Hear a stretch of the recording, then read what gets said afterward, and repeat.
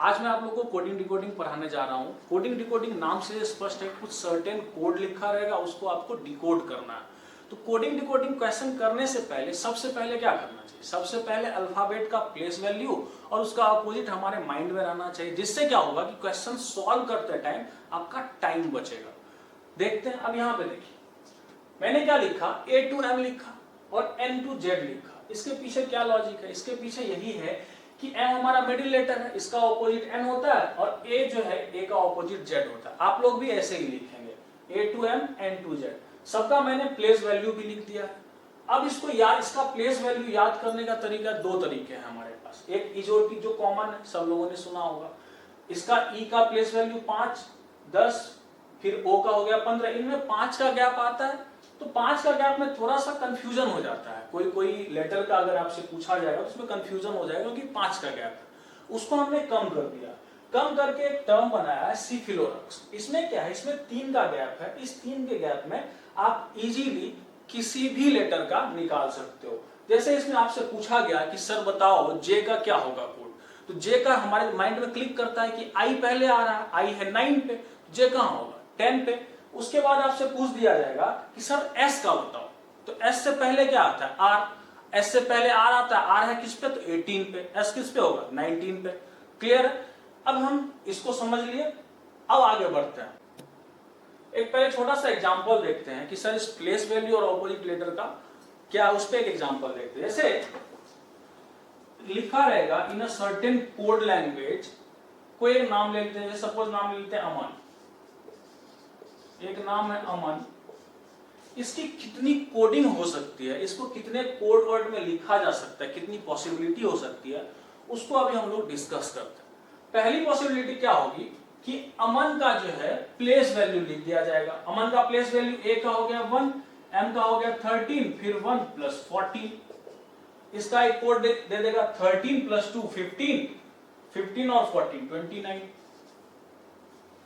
ये बोलेगा कि अमन को in a certain code language Aman is written as 29। इसका दूसरा तरीका क्या हो सकता है? दूसरा तरीका ये होगा कि जो दो डबल डिजिट वाले हैं उसको आपस में ऐड करके लिख सकता है। 1 प्लस 4 प्लस 1 प्लस 5, इसको ऐड कर दीजिए। 4 प्लस 2 6 प्लस 5 11। 11 भी अमन का कोड हो सकता है। अब क्या करेगा, जो डबल डिजिट का है उसको आपस में माइनस करके भी तो लिख सकता है। माइनस करके लिख देते हैं 1 2 प्लस 1 प्लस 3, 2 प्लस 2 4 प्लस 3 7। अभी तक हमने देखा किसी कितनी पॉसिबिलिटी बनी, 1 2 3, ये हो गया दूसरा, ये हो गया तीसरा। चौथी पॉसिबिलिटी क्या होगी कि जो अमन है इसका ऑपोजिट लेटर लिख देगा। अच्छा, अमन का A का ऑपोजिट Z, M का क्या हो गया N, फिर A का हो गया Z, N का हो गया M। ये भी तो एक कोड बन सकता है, चौथी पॉसिबिलिटी। पांचवी पॉसिबिलिटी क्या होगी कि इसका प्लेस वैल्यू सबका लिख देगा। Z का प्लेस वैल्यू 26, 14, फिर 26, फिर 30। इसका भी जो है प्लेस वैल्यू करके लिख देगा। ये भी आपका एक कोडिंग हुआ। उसके बाद भी क्या करेगा, एक और देखते हैं पॉसिबिलिटी। जो आखिरी में सम करने के बाद डबल डिजिट का आ रहा है उसको सिंगल डिजिट भी तो लिख सकता है। अब सिंगल डिजिट कैसे लिखेगा? 2 प्लस 9 11, 1 प्लस 1 2, 2 भी कोड लिख सकता है। आप लोग कहोगे सर आप कंफ्यूज कर रहे हो बहुत सारा पॉसिबिलिटी बना के। देखिए कोडिंग डिकोडिंग नाम से स्पष्ट है। अब इतना सारा आपके दिमाग में आएगा कैसे, क्या होगा?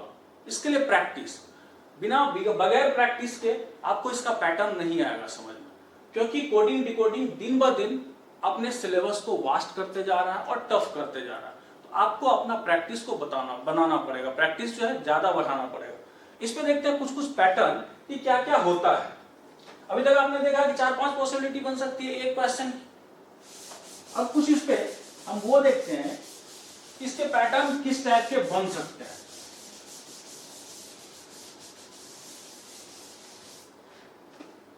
सपोज कीजिए सिंपल कुछ ऊपर में रहेगा, यहां पे कुछ वर्ड हो सकता है ABCDEFGH, जैसे 5 है, नीचे भी 5 है। इसे कितने टाइप के पैटर्न बन सकते हैं वो हम कैटर करने की कोशिश कर रहे हैं। सबसे पहला एक पैटर्न ये भी हो सकता है, एक आपका पैटर्न ये भी हो सकता है, एक ये भी हो सकता है। इसको हम फर्स्ट मान लेते हैं। सेकेंड देखते हैं।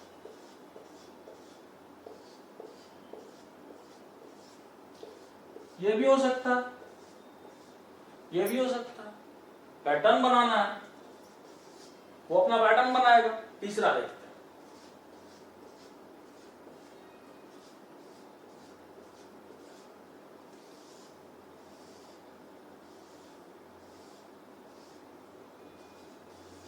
ये भी तो पैटर्न हो सकता है बहुत। और एक पैटर्न देख लेते हैं इसमें,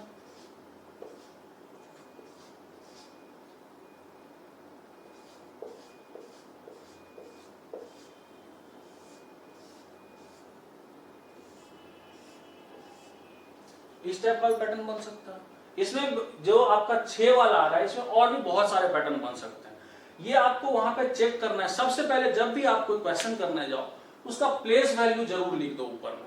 प्लेस वैल्यू लिखने से क्या होता है कि हमें आसानी हो जाती है उसका रिलेशन बनाने में। उसका जो कोड लिखा हुआ है उसमें उसके बीच के अंदर जो रिलेशन है उसको फाइंड आउट करने में कि किस टाइप का पैटर्न फॉलो कर रहा है। आगे बढ़ते हैं, टाइप्स ऑफ कोडिंग है, मतलब कितने टाइप के कोडिंग होता है, उस पर रिलेटेड क्वेश्चंस कितने टाइप के पूछे जाते हैं। बेसिकली हमारे पास 6 टाइप के कोडिंग या फिर 6 टाइप के क्वेश्चंस पूछे जाते हैं। पहला हो गया आपका अल्फाबेटिकल कोडिंग। अल्फाबेटिकल कोडिंग में डायरेक्ट लेटर से कॉन्टेक्ट रहेगा। अब मतलब पूछा जाएगा कि रमन है, रमन का कोड क्या है, तो वो जो है अल्फाबेटिकल ऑर्डर पे रहेगा, जैसे प्लेस वैल्यू है या ऑपोजिट वैल्यू पे होगा। ठीक है, ऐसे ही direct letter coding. Direct letter coding में क्या है कि या तो जस्ट उसके ऑपोजिट रहेगा या फिर उसका प्लेस वैल्यू के अकॉर्डिंग रहेगा।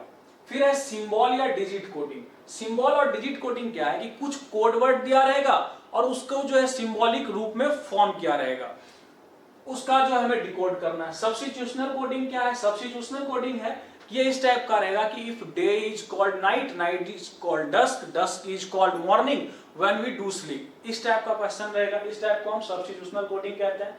कंडीशनल कोडिंग में लेटर रहेगा, सिंबल रहेगा और उसके कुछ कोड दिए रहेंगे, उसके 3-4 कंडीशंस दिए रहेंगे, उस पे हमें क्वेश्चंस पूछे जाएगा। ये कंडीशनल कोडिंग के अंदर आता है। फिर उसके बाद है fictitious language coding. Fictitious language coding भी बहुत बढ़िया, बहुत ही इंपॉर्टेंट है। ये कम से कम मिनिमम अपने साथ 4 या 5 नंबर लेके आता है। इसमें आपको पूछेगा कि I am a boy is coded as 1 2 3, he is a boy is coded as 2 3 4 and all. इस टाइप का हम ये आता है फिक्टिशियस लैंग्वेज कोडिंग में। अभी हम सारे पे एक एक एग्जांपल करके समझते हैं। पहले हम फर्स्ट 2 टाइप समझते हैं, अल्फाबेटिकल कोडिंग और direct letter coding. Alphabetical coding का पहला क्वेश्चन है, इन a certain code language ram is written as nbs, find code for cat। अब देखिए राम जो है, सबसे पहले क्या है कि राम को क्या लिखा है? nbs। हम सबसे पहले ना क्वेश्चन देखेंगे कि क्वेश्चन यहां से दिखने से क्या लग रहा है। अभी यहाँ पे आप जैसे ही देखते हैं ए है, उसका जस्ट नेक्स्ट है बी। अल्फाबेटिकल नाम से स्पष्ट अल्फाबेटिकल है, मतलब ऑर्डर में है, तो ए का एक हो गया आपका। नेक्स्ट ए में +1 का। अब यहाँ पे आप देखो कि M के नीचे S लिखा हुआ है, यहाँ R के नीचे N लिखा हुआ है। पॉसिबल है क्या कुछ? लेकिन जैसे हम इसको क्रॉस देखते हैं तो ये दिख गया, हमें पैटर्न बन गया कि +1 हो रहा है और +1 हो रहा है, +1 का इंक्रीजिंग हो रहा है। तो अब कैट है, तो कैट में A का तो जस्ट +B, C का एक नेक्स्ट क्या होगा? D, और D का एक नेक्स्ट क्या होगा? U। +1 तो कैट को क्या हम लिख सकते हैं? UBT। क्लियर है? ये आपका अल्फाबेटिकल कोडिंग हो गया। फिर है direct letter coding. Direct letter coding में क्या है कि गेट को लिखा हुआ है TZ, गेट है, गेट को लिखा हुआ है TZGB। सबसे पहले जो लिखा हुआ, जो कोड दिया हुआ है उसको लिखना है, उसका कोड जो भी है उसके जस्ट नीचे लिख देना है। आप यहाँ पे प्लेस वैल्यू भी लिख सकते हो, लेकिन अभी क्या करते हैं, सबसे पहले प्लेस वैल्यू तब लिखें जब हम कंफ्यूजन हो रहा है उसका कोड क्या है नहीं है। अभी यहाँ पे देखते हैं कि गेट को G का T लिखा, इसमें कोई एक ऐसा होगा जो डायरेक्ट हमको इन्फॉर्मेशन दे देगा। अच्छा, इसमें एक इन्फॉर्मेशन दे रहा है कि A का जस्ट ऑपोजिट है Z, तो हमारे दिमाग में क्लिक करना चाहिए कि हो सकता है कि ये ऑपोजिट हो, जरूरी नहीं कि ऑपोजिट हो, लेकिन एक इन्फॉर्मेशन आया A का ऑपोजिट Z, तो हम पहले जो है ऑपोजिट ही लगाते हैं। तो हमको यह भी पता है कि G का ऑपोजिट T होता है। अब यहां से ये पता चल गया कि T का G होता है और E का V होता है, सारे जस्ट ऑपोजिट में। डायरेक्ट लेटर है ये, डायरेक्ट लेटर कोडिंग मतलब ऑपोजिट डायरेक्ट कर दिया है। तो यहां पूछा गया आपसे लॉक, लॉक का पूछा, तो लॉक में भी जस्ट इसका ऑपोजिट, एल का ऑपोजिट क्या होता है ओ, ओ का ऑपोजिट क्या होता है एल, सी का क्या होता है एक्स और के का क्या होता है P. O L X P आपका लॉक का कोड हो गया। आगे बढ़ते हैं तीसरे कोडिंग की ओर, जो सिंबल और डिजिट कोडिंग है। चौथा आपके पास क्या है सब्स्टिट्यूशनल कोडिंग। तीसरा देखते हैं कि रमन को कोड किया गया है 56961 में, ऐसे सुमन का कुछ कोड है, करण का कोड है, तो पूछा आपसे क्या है मुस्कान का कोड। अब हम सबसे पहले तो मुस्कान लिख लेते हैं इधर कि मुस्कान का कोड क्या होगा। उसके बाद हम इन तीनों में कंपेयर करते हैं कि क्या रमन का कोड जो है कैसे लिख दिया है। जैसे हम रमन के कोड में देख रहे हैं कि ए एम या ए एन किसी का भी कोड देखते हैं, ए एन का ही देखते हैं, तो 61 ए एन शायद सब में कॉमन है, तो सब में ए एन में आखिरी में 61 आ रहा है। इससे हमको ये पता चलता है कि जो आर का कोड है वो होगा 5, ए का कोड 6, एम का कोड 9 एंड सो ऑन। ऐसे ही मुस्कान का कोड, मुस्कान में पहला लेटर आपके पास क्या है एम, एम का कोड उठा लीजिए, सब में जैसे रमन और सुमन में एम है तो एम का कोड हो गया 9, फिर यू का कोड सुमन से उठा लीजिए, यू का कोड हो गया 8, एस का कोड हो गया 7, के का कोड हो गया 3, फिर ए और एम तो सब में कॉमन ही है तो 6 और 1। आपसे पूछेगा कि मुस्कान का कोड क्या होगा, तो ऑप्शन आपको टिक करना 987361। आगे बढ़ते हैं सब्स्टिट्यूशनल कोडिंग में। इसमें क्या है क्वेश्चन आपके पास, if dark is called day, day is called dusk, dusk is called night, night is called morning, when do we sleep. ये जो इतना लिखा हुआ है इसमें हमको कंफ्यूज नहीं होना, क्लियर। हमको क्या है कि हमको सिर्फ इस पे कंसंट्रेट करना है कि हमसे पूछा क्या जा रहा है। व्हेन डू वी स्लीप, कब हम लोग सोते हैं, रात में सोते हैं। अब हम पहुंच जाते हैं कि रात को बोला क्या जाता है, नाइट इज कॉल्ड मॉर्निंग। तो आपसे पूछेगा when do we sleep, answer क्या होगा मॉर्निंग।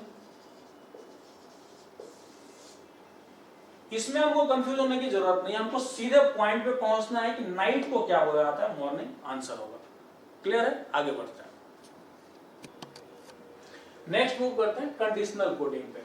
नाम से स्पष्ट है कुछ कंडीशन दिया रहेगा। अब यहाँ पे देखिए इसमें डिजिट्स है 9217533648 और उस डिजिट्स का कोड दिया हुआ है, साथ ही क्या है कि कंडीशन दिया हुआ है। कंडीशन क्या है कि if the first as well as last digit are even both are coded by the code for first digit.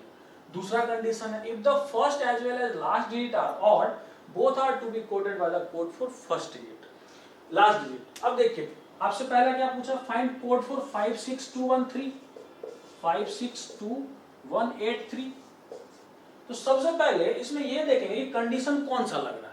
अब यहाँ पे देखिए क्या कह रहा है कि if the first as well as last digits are odd, पहला और आखिरी दोनों डिजिट्स ऑड है, मतलब सेकंड कंडीशन फॉलो होगा।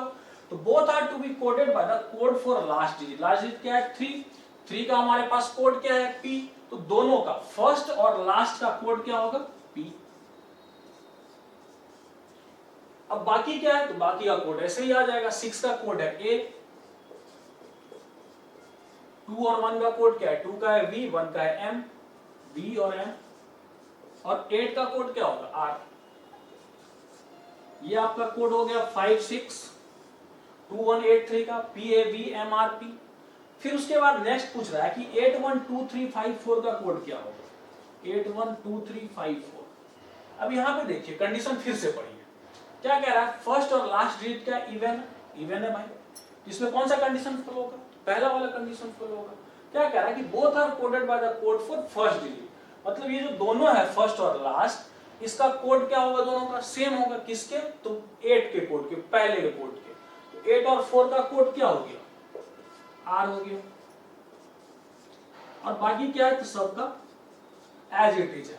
1 2 MV, 3 और 5 का कोड तो PD। तो 812354 का कोड हो गया RMVPDR। क्लियर है। नेक्स्ट मूव करते हैं और आखिरी है हमारा फिक्टिशियस लैंग्वेज कोडिंग। ये अपने आप में बहुत ही इंपॉर्टेंट है, ये अपने साथ कम से कम 4 से 5 मार्क्स लेके आता है। क्या बोला क्या गया है कि in a certain code language 786 means study very hard. हम लिख लेते हैं 786 मीन्स स्टडी वेरी हार्ड। उसके बाद फिर दिया है 958 मीन्स हार्ड वर्क पेज।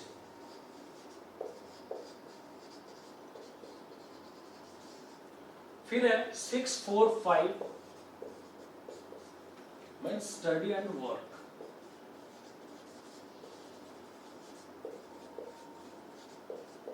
अभी तक जो हम लोग कोड करते आ रहे थे तो हमें ये लग रहा था कि 786 जो लिखा हुआ है कि स्टडी वेरी हार्ड मतलब 7 का कोड हो गया, स्टडी 8 का कोड हो गया वेरी, और 6 का कोड हो गया हार्ड। नहीं, यहाँ पे रुकना है। यहाँ देखिए इधर भी 8 है, यहाँ भी 5 है, यहाँ भी 5 है, तो जरूरी थोड़ी है कि सबका सेम ही होगा।